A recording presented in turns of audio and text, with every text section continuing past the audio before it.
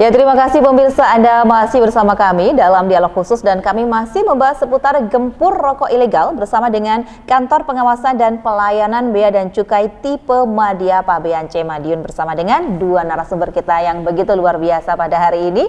Dan tadi Pak Adri sudah menjelaskan seputar ciri-ciri rokok yang legal dan juga rokok ilegal, begitu ya Pak ya. Kalau di wilayah Bea Cukai Madiun sendiri Pak, di tahun 2024 ke belakang ini bagaimana nih peredaran rokok ilegal Pak? Apakah masih ditemukan dan masih banyak atau seperti apa? Kalau secara general di wilayah Madiun dan Madiun Raya dalam hal ini masih kami temukan, dan untuk itu kami sangat berharap dengan sinergi bersama Pemda setempat, dalam hal ini Satpol PP, terkait adanya dana bagi hasil, semua untuk mengoptimalkan pengawasan di wilayah Madiun terkait rokok ilegal.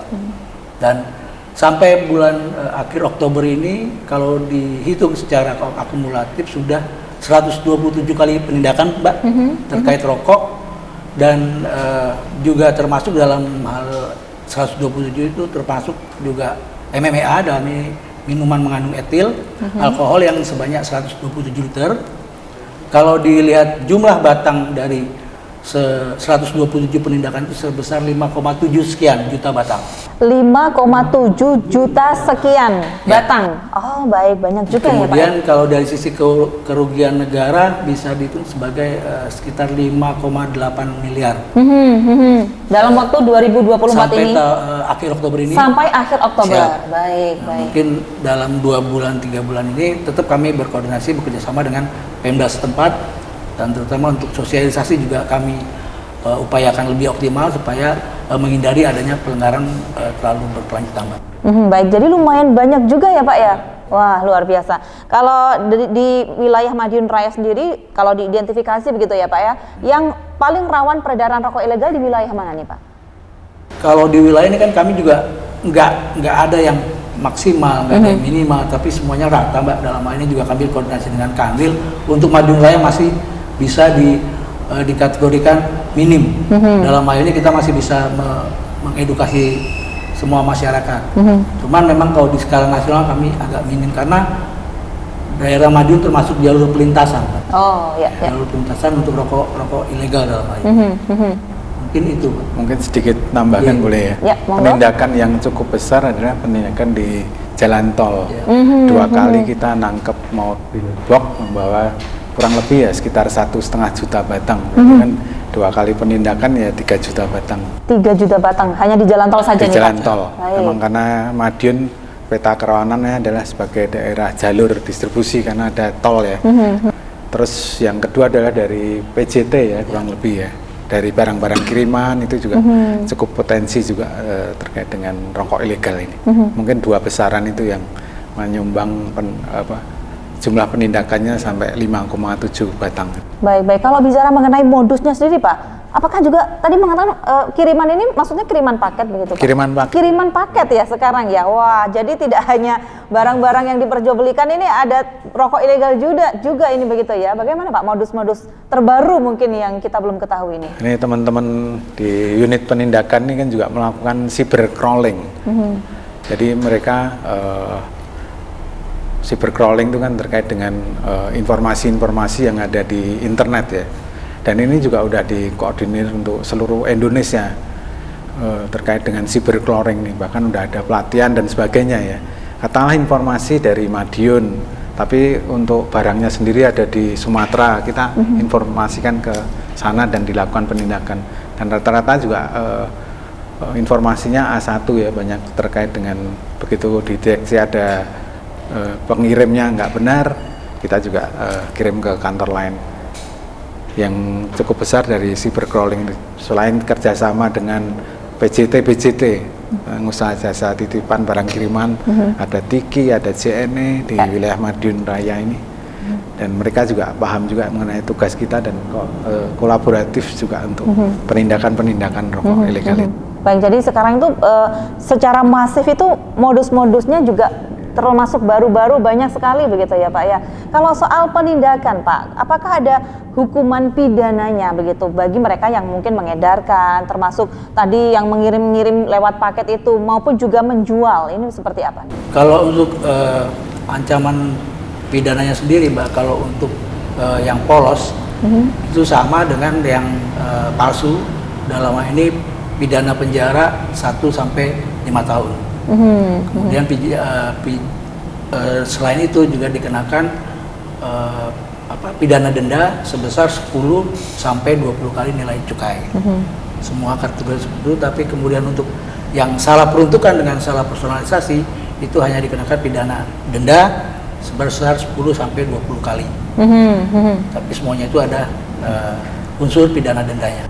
Ada unsur pidananya begitu ya Pak. Kalau misalnya kemarin kan di tahun 2024 sampai dengan Oktober dikatakan bahwa ada 127 penindakan begitu ya, salah satunya itu tentang rokok ilegal ini ya. Baik, ketika mungkin ada di warung-warung yang ada di desa-desa pelosok, kan di Madiun Raya ini banyak yang di pelosok-pelosok desa begitu ya Pak ya, mereka ada ketidaktahuan bahwa ternyata ini rokok ilegal. Nah, ini penindakannya seperti apa? Apakah juga langsung dipidana saja atau masih disosialisasikan, edukasi dan lain sebagainya? Ya, memang simultan Mbak, dari Pemda dengan kami sendiri kerjasama terkait sosialisasi. Kemudian kalau diketemukan adanya warung yang menjual, kami akan penelitian lebih lanjut. Apakah memang sudah berlangsung lama berjualannya, atau memang dia langsung pesan, atau mungkin dia hanya diberi oleh sales-sales yang tidak bertanggung jawab, dalam hal ini hanya memberikan rokok tanpa mengedukasi, akhirnya mereka terjebak oleh penjualan rokok polos itu. Tapi tetap kami berikan sosialisasi dan mungkin ada semacam peringatan dengan edukasi, kemudian ada penyegelan, kemudian ada juga membuat stiker bahwa sudah pernah dilakukan penindakan. Jadi kalau untuk kedua kalinya tidak akan kami berikan kelonggaran lagi. Oh, baik. Karena ketidaktahuan itu kami masih, apalagi rokok-rokok kecil.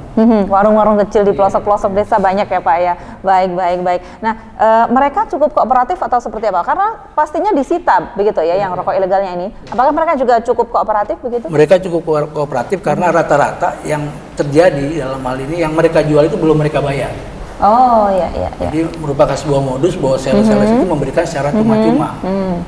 Itu yang akhirnya menjebak mereka. Tapi yang mungkin kita kategorikan dalam hal ini yang memang order langsung, bayar langsung, itu beda dengan mereka yang masih kecil-kecil. Oh iya. Jadi ya cukup kooperatif lah, dan diharapkan kedepannya itu tidak asal menerima mungkin seperti itu ya, dan terus dilakukan sosialisasi dan edukasi begitu. Nah, ke Pak Yogi Pak, selain melakukan sosialisasi, edukasi, kemudian penyebarluasan melalui media massa mungkin begitu ya, upaya apa nih yang dilakukan oleh Bea Cukai agar peredaran rokok ilegal ini bisa ditekan? Karena ternyata masih banyak ditemukan di luar sana begitu Pak. Monggo. Iya. Yang tadi saya sampaikan juga waktu di awal ya, mengenai operasi-operasi yang baik mandiri maupun kerjasama dengan APH itu terus kita lakukan secara rutin, periodik, dan berdasarkan informasi juga ya. Insidentil berdasarkan informasi juga. Yang itu terus-menerus kita lakukan juga untuk menekan peredaran rokok ilegal ya. Tapi juga dari sisi edukasi juga terus kita lakukan juga ya, untuk memberikan kesadaran kepada masyarakat tentang dampak-dampak dari rokok ilegal. Dampak rokok ilegal kan macam-macam ya, tadi saya sampaikan terkait dengan satu, penerimaan negara tentunya ya. Begitu rokok ilegal tentunya ada potensial loss di situ. Terus juga edukasi ke masyarakat bahwa dengan bayar rokok ilegal sebenarnya juga mereka membantu tumbuhnya industri yang legal ya. Karena terkait dengan persaingan usaha tentunya yang rokok ilegal dari sisi harga lebih murah dan sebagainya juga ya. Selain edukasi juga salah satu mungkin perlu ditambahkan juga terkait dengan apa itu ultimum remedium ya. Selain efek jera untuk pidana, sebenarnya juga rokok ini kan juga ada fiskalnya melekat di situ juga ya. Jadi di masyarakat juga harus paham juga mengenai sebenarnya ada penyelesaian lebih lanjut terkait rokok yang ilegal tadi, adanya ultimum remedium ya, dengan bayar sanksinya Kalau di tahap penyidikan tidak dilakukan penyidikan 3 kali, tapi kalau udah sampai ke penuntut umum 4 kali dari nilai cukai, itu juga suatu efek jera juga ya. Dan masyarakat paham bahwa rokok ilegal ini tidak benar untuk industri maupun untuk masyarakat. Jadi pentingnya untuk memberantas peredaran rokok ilegal itu tadi begitu ya Pak ya. Mungkin ada apa ya inovasi-inovasi lain seperti tadi cyber begitu ya Pak ya, lewat ini ya online tadi ya begitu ya. Nah ini bagaimana mungkin ke Pak Adri ini? Dalam hal ini cyber memang kami ada pelatihan Mbak di kebetulan di Kanwil untuk bagaimana melihat adanya peredaran di online. Bagaimana melihat bahwa ini beda dengan apa yang dikategorikan sebagai isinya barang.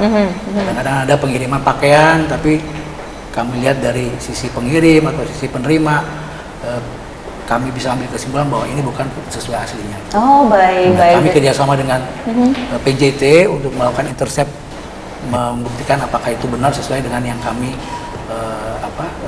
incar gitu loh Pak. Baik. Yang mengirim juga cerdas begitu ya Pak ya, kirimnya padahal rokok ilegal ternyata nanti dibungkus pakaian dan lain sebagainya. Nah ini juga ya karena memang mungkin mereka tidak akan pernah berani untuk mengatakan bahwa isinya rokok. Betul, tidak akan pernah mungkin begitu ya Pak ya. Baik, terakhir Pak Yogi mungkin himbauan kepada masyarakat mengenai peredaran rokok ilegal ini seperti apa, monggo?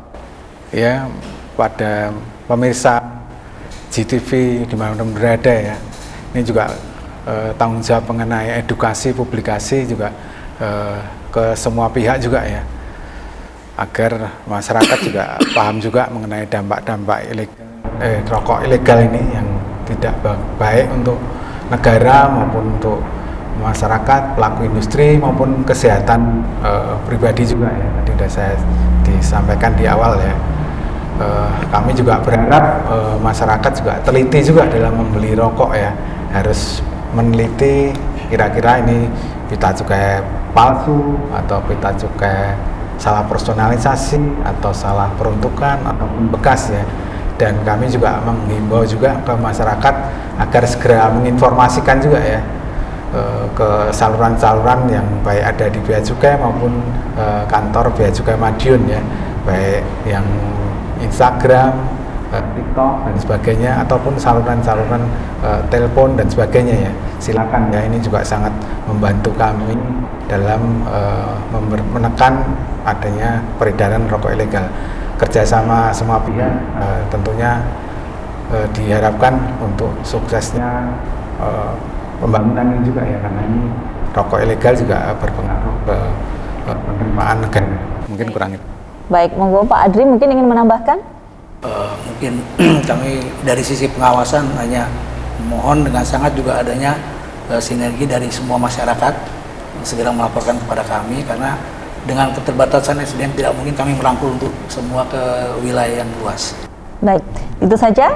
Ya, terima kasih Pak Adri, terima kasih Pak Yogi sudah bersama kami dan memberikan informasi kepada masyarakat seputar gempur rokok ilegal. Dan selamat bertugas kembali untuk memberantas peredaran rokok ilegal di wilayah Madiun Raya. Baik, nah pemirsa tentunya Bea Cukai Madiun khususnya begitu ya, terus gencar dan terus mensosialisasikan maupun mengedukasi masyarakat seputar rokok ilegal, dan operasi gempur rokok ilegal juga akan terus secara masif dilakukan oleh pihak Bea Cukai Madiun. Namun juga tentunya harus ada sinergi yang baik mungkin dari pemerintah daerah dan juga tentunya dari masyarakat. Tidak membeli, tidak menjual, dan tidak mengedarkan.